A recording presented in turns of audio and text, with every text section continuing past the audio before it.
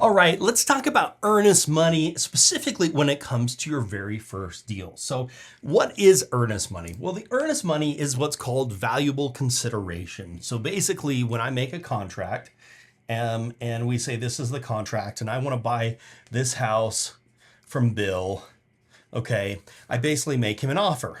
Well, Bill says, well, are you serious about this? And I say, yes, I'm going to give some money. So I'll put X number of dollars, $100 to $5,000 in earnest money.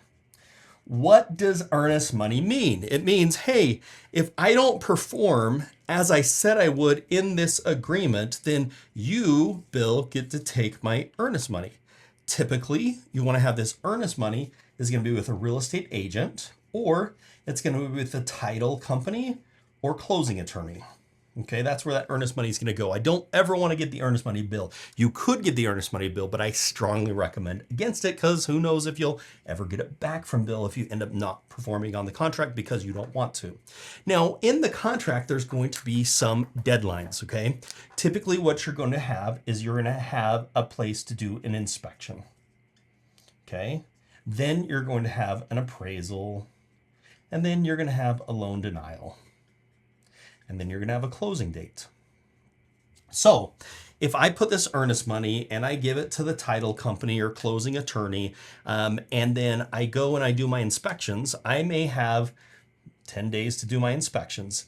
If I find something in the inspection that I don't like, I can remove myself from the contract and the earnest money would get returned to me, not to Bill, because my contract said, hey, I need 10 days to check this house out. I need to do full inspection. If I find anything, I can either come back to Bill and say, Bill, I found all these problems with the property. I need you to lower the price, or I need you to fix these things, or I'm not going to be able to buy the property. If Bill isn't willing to fix those things or lower the price, I can say, great, I'm going to cancel the contract and my earnest money back is going to come back to me. Now, if I pass the deadline, I don't have that right. The next thing is the appraisal. Sometimes the appraisal and loan denial are together. So the appraisal, if the appraisal comes in less than what I was hoping the appraisal was going to come in at, I can go to Bill and say, it didn't appraise. Either you lower your price or I am going to remove myself from the contract and get my earnest money back. Same with the loan denial. The loan denial is basically if I can't get the loan I'm seeking for, and I have this date, maybe this is 20 days out, and this is 15 days out, and this is 30 days out, or something like that. These will actually have dates, January 25th, 2025, or whatever the case is. And so if I do it before, and most of the contracts are 5 p.m. on the day that it was the date. So January 25th at 5 p.m. Some of them go till midnight, just have to know, but you have till the day that's been designated. Then closing is when you're actually going to close on it. Now, if you pass some of these and you end up not closing, you could be in jeopardy with the earnest money. Now, every contract's going to be a little different about how the earnest money works, how it would go to Bill or how it would not. So you've got to understand some of those, but typically in most cases, if you remove yourself from a contract because of one of these items that you designated within the time frame that you designated it, all of that earnest money is going to come back to you in most cases. There are some technicalities and some legal things in there, but as a general rule of thumb, that's how it's going to work. So the next question that you're probably wondering is how much earnest money do I need to put into this property, okay? So how much earnest money do you need to put in is really going to depend. When you make an offer on a property, you are the one making the offer. So you are the one that gets to decide how much earnest money you're going to put in this deal, okay? So earnest money. When I make an offer, I give them the purchase price. I'll buy this property for $100,000. Of that $100,000, I'm going to do earnest money of X. Let's say it's $500. We'll talk about how much earnest money needs to be in a minute. And then you're going to say, and then I'm going to finance the rest of the loan, or I'm going to put some money down. I'm going to put $10,000 down, and then I'm going to get a loan for 89,500 is the financing that I'm going to get on this loan. And that's part of my offer. I say the date that I want to close, the date that I'm going to do the inspection, the date that I'm going to do the appraisal, the date for the loan denial, all those dates that we talked about earlier are all part of this offer. Okay. So now I make this offer and we give this offer to the seller or the seller's agent.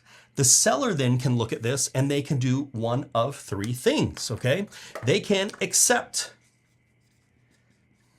Okay, they can say, you know what, this all looks great, accept, sign, let's do it. They can reject, where they just say, nope, not interested, go away, or they can let the time lapse. So typically when you put an offer like this, you give them a time to respond, basically meaning your offer is going to expire on a certain date. So if it's a Friday afternoon, I may say you have until Monday at 5 o'clock to get back to me, which basically means they need to accept it, reject it, or what we talk about next is counteroffer before that time. Otherwise, my offer expires. Now I can make another offer if I want to, but my original offer that I've made has expired.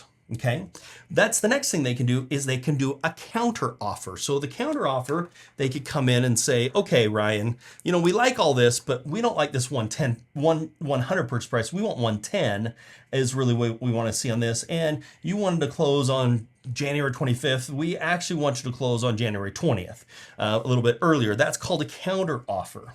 Okay, now with that counter offer, they are going to give me time for that to expire. So maybe they give me 2 days to look at it and make a decision, and I have to accept that offer, or I have the right to do any of these things again. I can accept it and say, great, that works, accepting the counter offer. I can reject it and just say nope, or let the time pass, or I can counter and say, you know, 110's too much, but I'll do 105. So if I do 105, then it gets back to the seller for my counter offer. So we have the offer, we have the counter offer 1, and then we have the counter offer 2, which is really an addendum, and it comes back over to them, and they have the right to accept, reject, or counter, or let the time lapse. They could counter again, which would make counter offer number 3 or addendum number 3, addendum number 4, until we actually come to an agreement. Once we have signed and we're into an agreement, that's when we start moving forward on all these due diligence deadlines, okay? So the next question that you're probably asking yourself is, how much earnest money do I need to put in? Earnest money is completely and utterly negotiable. You can put in as much or as little as you would want to. As a general rule, what's going to happen is real estate agents are going to ask for as much earnest money as possible because they want to see how serious you are. And so they're going to say, hey, we want as much earnest money as possible. I would say on the high side, earnest money is on the high side, maybe 1% of the purchase. So if the purchase is $250,000, I would say the high side of earnest money is $2,500, about 1%, although it can be much higher. As a matter of fact, when I make some cash offers, when I'm actually using my cash, I may go significantly more than that. But in most cases, I'm trying to keep the earnest money with an agent between $500 and $1,000. This is typically what I'm wanting to do if it's listed with an agent. Worst case, I'll go up to 1%. If I'm working just with a regular homeowner and it's an off-market property, I typically just do $100 of earnest money. Again, both of this earnest money goes to the agent, the title company, or the closing attorney, not to the seller themselves. So if it's an off-market property, $100. If it's something that's listed with an agent, $500 to $1,000, and then I'll let them counter offer me, and potentially I would go up to the 1% of the purchase price. You may ask for more, and you can counter them and say, no, I'm not going to do that much. Or you can say, sure, this is a good deal. It's worth putting that in. The jeopardy is I could lose this earnest money if I don't remove myself or perform per the contract terms that we talked about earlier. Okay, so the next thing is what happens to this earnest money? Where does this earnest money go? If I put in this $500 earnest money, what happens? Well, it applies to the purchase price. So if you're buying this property for $250,000, okay, and there's going to be some title fees and closing fees and all that stuff. Let's say that's like $10,000. So it's $260,000. What's going to happen is your earnest money, let's just call it $1,000, is going to apply to that. So now you owe them $259,000.